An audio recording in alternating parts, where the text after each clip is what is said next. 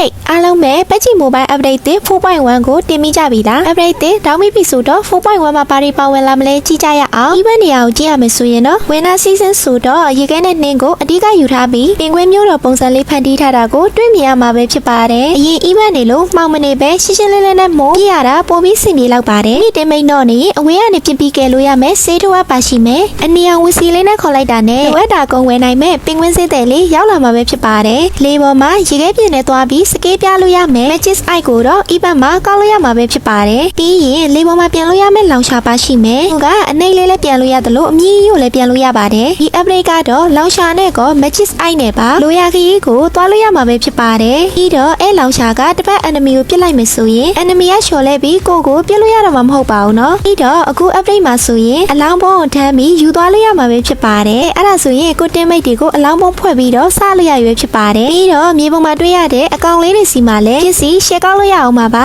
နောက်ဆုံးတစ်ချက်ကတော့ရှစ်ကန်းတင်တာစားတဲ့အခါထောင်ရတဲ့ရုပ်ထုကအရင်နဲ့မတူပဲပင်ကွင်းရုပ်အပြင်အရှားရုပ်လေးတွေပါလာပြီးရှစ်ကန်းတင်တဲ့ emote ကလည်းတော်တော်လေးကိုမိုက်ပါတယ်ကဲအဲ့ဒါဆိုရင်ခုလက်ရှိ update 4.1 ကိုတင်မိကြပြီလားတော့လို့အဆင်ပြေကြလားဆိုတာမမရေးပေးခဲ့ကြပါအောင်နော်ကျမကတော့ Kitty ပဲဖြစ်ပါတယ် Kitty ကို follow ပေးခဲ့ကြဖို့မမေ့နဲ့အောင်နော်